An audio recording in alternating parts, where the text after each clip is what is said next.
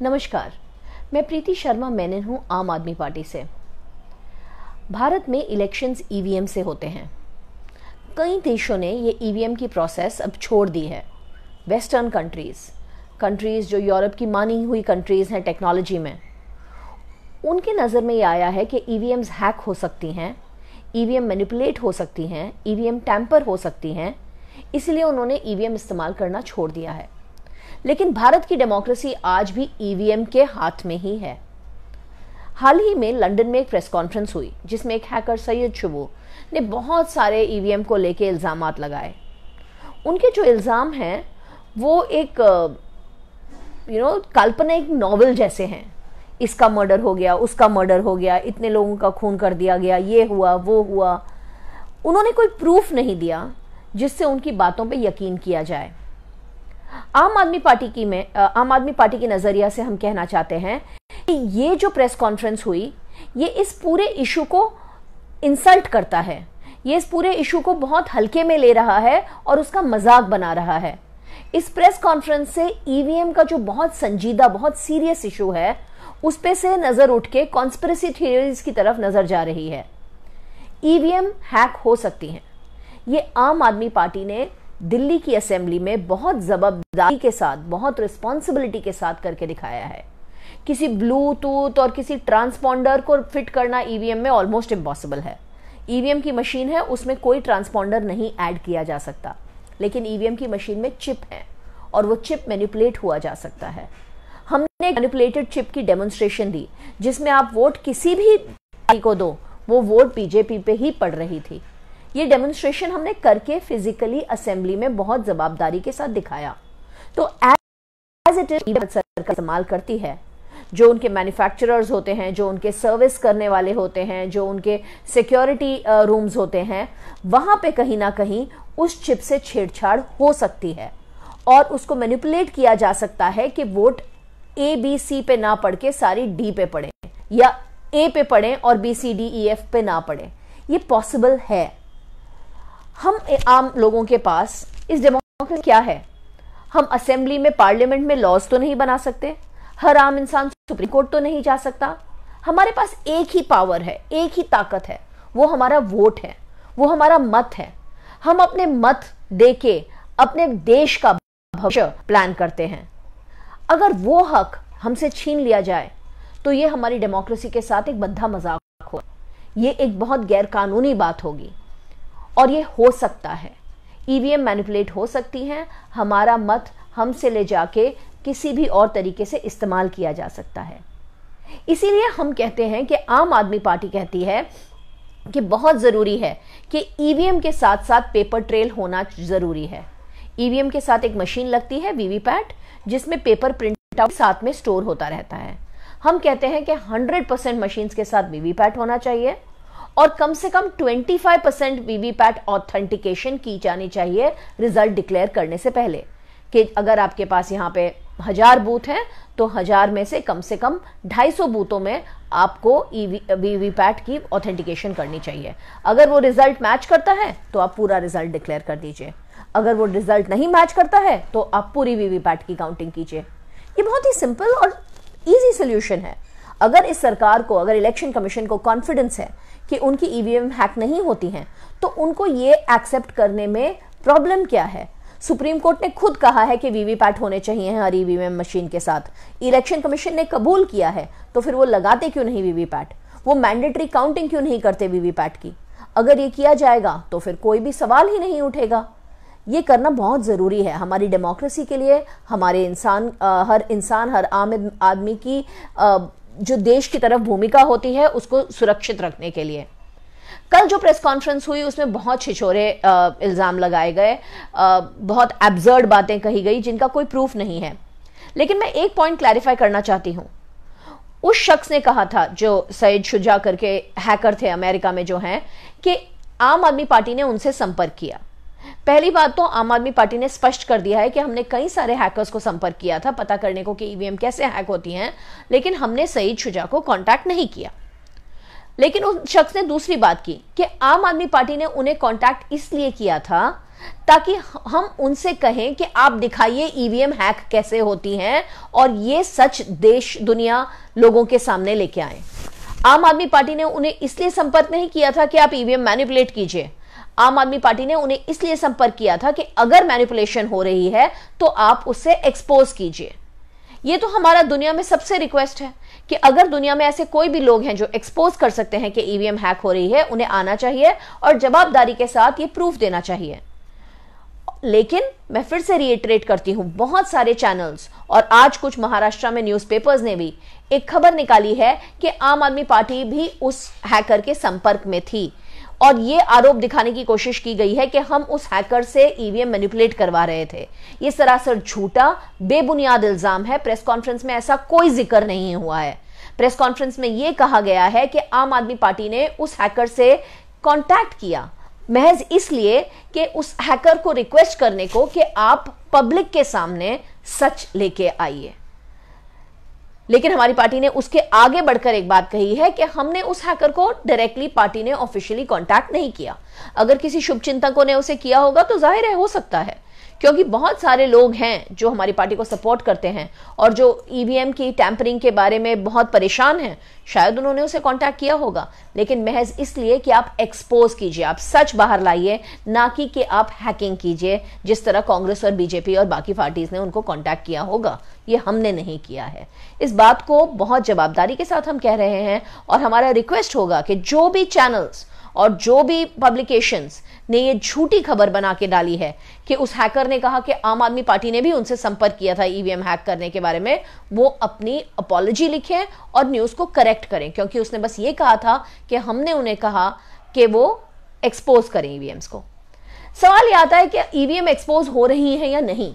आम आदमी पार्टी ने तो असेंबली में करके दिखा दिया, फिर भी हमारे देश की मीडिया, हमारे देश की जनता चुप है। लेकिन यूनाइटेड स्टेट्स ऑफ अमेरिका में पिछले साल एक बहुत बड़ी ईवीएम हैकाथॉन चली जिसमें चैलेंज दिया गया था कि ईवीएम कितनी जल्दी हैक हो सकती है और the quickest hacking was in 9 minutes. 9 मिनटों में ईवीएम हैक करके दिखा दी लोगों ने। यह बात सबको अपने जहन में लेनी चाहिए कि अगर ओपनली चैलेंज दिया जा रहा है कि ईवीएम हैक्स हो सकती हैं और वो हैक करके दिखाई गई हुई हैं, तो फिर हमें एक्सेप्ट कर लेना चाहिए कि ईवीएम हैक हो सकती हैं। और दूसरा एक बहुत बड़ा इंपॉर्टेंट क्लेम है जिसको क्लियर करना यहां बहुत जरूरी है। इलेक्शन कमीशन ने कभी भी हैकाथॉन नहीं रखी। इलेक्शन कमीशन ने दावा किया था कि वो सारी पार्टियों को बुला के बोलेंगे कि आप ईवीएम की जांच करो और बताओ कि वो कैसे हैक हो सकती है। हमने बोला बिल्कुल हम शामिल होंगे इसमें, क्योंकि हमने ही उन्हें चिट्ठी लिखी थी कि आप हमें ईवीएम की जांच करने दो। लेकिन एंड में उन्होंने ये सब गोलमोल कर दिया और बोला आप बस दूर से देख के ईवीएम को बताओ कि कैसे हैक हो सकती है। वो तो मजाक है। आप ईवीएम मेरे हाथ में दो, मैं आपको हैक करके दूंगी। लेकिन बिना मेरे हाथ में दिए बस दूर से मेरे को ईवीएम दिखा के बोलते हैं कि आप दिखाओ इसको हैक करके, वो हो नहीं सकता। तो ईवीएम हैकाथॉन इलेक्शन कमीशन ने कभी की ही नहीं। उन्होंने बस एक डेमोन्स्ट्रेशन किया जहां ईवीएम मशीन दिखा दी। उन्होंने किसी को उसे हाथ नहीं लगाने दिया, उसे खोलने नहीं दिया, उसे छूने नहीं दिया। अभी भी मैं यही कहती हूं कि जो भी टेक्नोलॉजी एक चिप पे डिपेंडेंट है, a chip can be manipulated. कोई भी चिप को कैसे भी प्रोग्राम किया जा सकता है। उसको एक काम करने के लिए प्रोग्राम किया जा सकता है कि आप वोट काउंटिंग करो, उस काउंटिंग में कोई फॉर्मूला डाल के वो काउंटिंग बदलवाई जा सकती है। ये कॉमन सेंस है। ये 8वीं क्लास का बच्चा आपको बता देगा आज की दुनिया में कि कोई भी अगर चिप है, माइक्रोचिप है, जो कोई भी एल्गोरिथम चला रहा है, वो एल्गोरिथम, वो कैलकुलेशन मैनिपुलेट की जा सकती है। और ईवीएम एक चिप पे बेस्ड है और वो चिप मैनिपुलेट हो सकता है। मैन्युफैक्चरर पे हो या सर्विस सेंटर पे हो या कस्टडी में हो, कहीं पे भी हो सकता है। लूपहोल्स तो इतने सारे हैं, during transport, during strong hold, बहुत सारे लूपहोल्स हैं जहां पे ये मशीन के कुछ ऐसे शख्सों के हाथ में पड़ सकती है जो इसको मैनिपुलेट करें। तो ये बात बहुत क्लियर है कि ईवीएम्स हैक हो सकती हैं। ये वर्ल्ड वाइड प्रूव हो चुका है, दिल्ली की असेंबली में प्रूव हो चुका है। जो प्रेस कॉन्फ्रेंस लंदन में हुई वो थोड़ी कॉमिकल प्रेस कॉन्फ्रेंस थी, थोड़ी एब्सर्ड थी। बस उसमें कहानियां बनाई गई थी बहुत सारी। उसमें कहा गया था कि गोपीनाथ मुंडे जी का मर्डर हो गया, God rest his soul in peace. हम ये नहीं जानते कि उसका ईवीएम से कोई संबंध है या नहीं है। अगर है तो इंक्वायरी होनी चाहिए, उनके परिवार वालों को, उनके शुभचिंतकों को इसके बारे में सवाल उठाना चाहिए। लेकिन कपिल सिब्बल जी का वहां पे प्रेजेंट होना ये थोड़ा क्वेश्चन तो रेज करता है कि ये कांग्रेस स्पॉन्सर्ड ड्रामा था। शायद वो मजाक बनाना चाहते हैं ईवीएम को, क्योंकि सबसे पहले इल्जाम तो ईवीएम मैनिपुलेशन के कांग्रेस पे ही लगे हुए थे। कांग्रेस और बीजेपी के लिए खेल बन गए हैं इलेक्शंस। कभी ईवीएम का मजाक उड़ा दो, कभी किसी जाति का मजाक उड़ा दो, कभी किसी धर्म का मजाक उड़ा दो और लोगों को भावनाओं में स्वे करके वोट करवा दो। लेकिन आपके लिए और मेरे लिए, हर आम इंसान के लिए, हमारे इलेक्शंस हमारा एकमात्र हक है एक डेमोक्रेसी में। हमारे संविधान को बचाने का एकमात्र तरीका है हमारी वोट। और अगर हमारी वोट हमसे चुरा ली जाए, अगर हमारी वोट हमसे लूट ली जाए, तो मतलब हमारी डेमोक्रेसी खत्म है, मतलब हम एक डिक्टेटरशिप में रह रहे हैं। इसलिए हम सबको संजीदा होना पड़ेगा, हम सबको जागरूक होना पड़ेगा और हम सबको डिमांड करना पड़ेगा कि इलेक्शन कमीशन हर ईवीएम मशीन के साथ, हर बैलेट बॉक्स के साथ एक वीवीपैट मशीन दे जो एक पेपर ट्रायल प्रिंट करेगी, और वो सारे पेपर ट्रायल में से मिनिमम हर सीट पे 25% टैली किया जाए वोट डिक्लेयर करने से पहले। अगर ये प्रोसेस फॉलो की जाए तो सबकी चिंताएं दूर हो जाएंगी, हमारी डेमोक्रेसी सेफ होगी और हमारा इलेक्शन कमीशन में वापस भरोसा उठ जाएगा। तो यही मैं कहना चाहती हूं, ईवीएम टैंपरिंग एक सच्चाई है, इसका मजाक नहीं उड़ाना चाहिए, इसको स्टूपिड प्रेस कॉन्फ्रेंसेस करके इसको रिडिक्यूल नहीं करना चाहिए, इसको सीरियसली एक्सपर्ट्स को डिस्कस करना चाहिए, एडमिनिस्ट्रेटिव एक्सपर्ट्स को डिस्कस करना चाहिए, देश के बड़े नेताओं को डिस्कस करना चाहिए और बदलाव लाने चाहिए। Thank you. त्यांनी या प्रेस कॉन्फरन्समध्ये एक दावा केला होता की आता आम आदमी पार्टीला ज्या जागा मिळते त्याच्या मागे सुद्धा ईव्हीएम मशीन हॅकिंगच आहे असं नाही, ते ऍब्सोल्युटली खोटं आहे, चुकीचं आहे। त्या प्रेस कॉन्फरन्स मध्ये असं कसलंही दावा केला गेला नाही की आम आदमी पार्टी इलेक्शन्स मध्ये ईव्हीएम हॅकिंग करत आहेत, असं कसलाही दावा केला गेला नाही। हे मी खूप जबाबदारीने म्हणते। जे हॅकर आहे त्यांनी एकच म्हटलं होतं आम आदमी बद्दल की आम आदमी पार्टीने मला अप्रोच केलं होतं की जर तुमच्याकडे पुरावे आहे की ईव्हीएम हॅक होऊ शकते तर तुम्ही ते पुरावे विश्वच्या लोकांचा, भारतीय लोकांचा पुढे समोर सामने ठेवा। फक्त आम आदमी पार्टीने असं अप्रोच केलं होतं।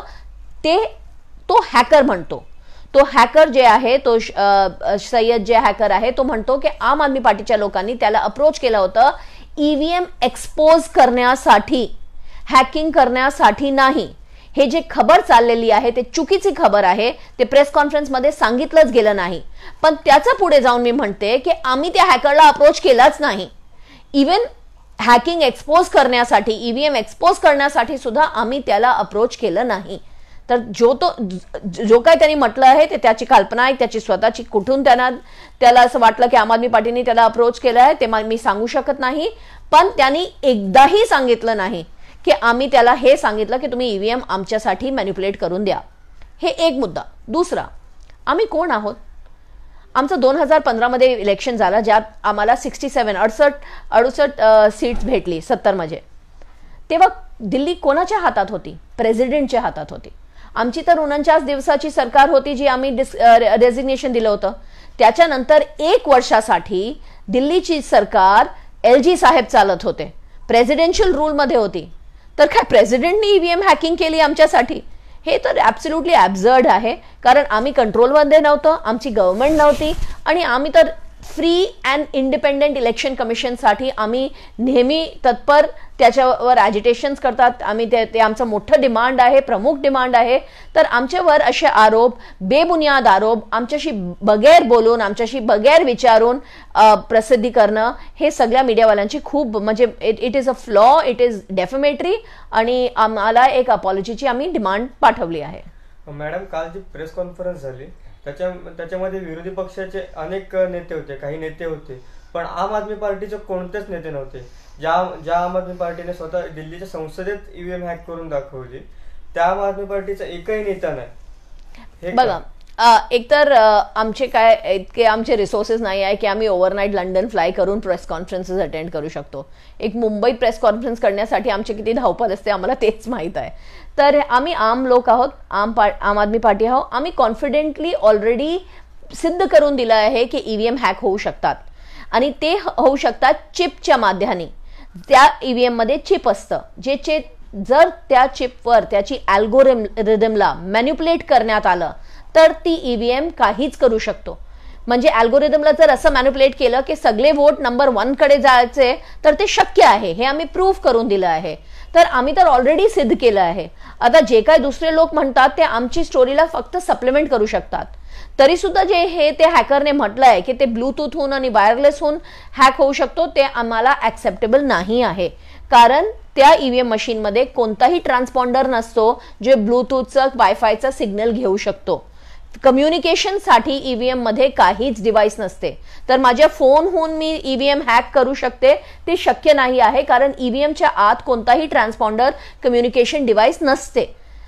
ओरिजिनलीही त्या चिपमध्ये जर मॅनिप्युलेशन केली तर ती ईव्हीएम हॅक होऊ शकते, हे आम्ही सिद्ध करून दाखवलं आहे. या कॉन्फरन्समध्ये जे त्या माणसाने म्हटलंय ते त्याचे स्वतःचे आयडियाज आहे आणि त्यांनी काहीच पुरावे दिले नाही. तर we don't accept that. Thank you ma'am. Thank you very much.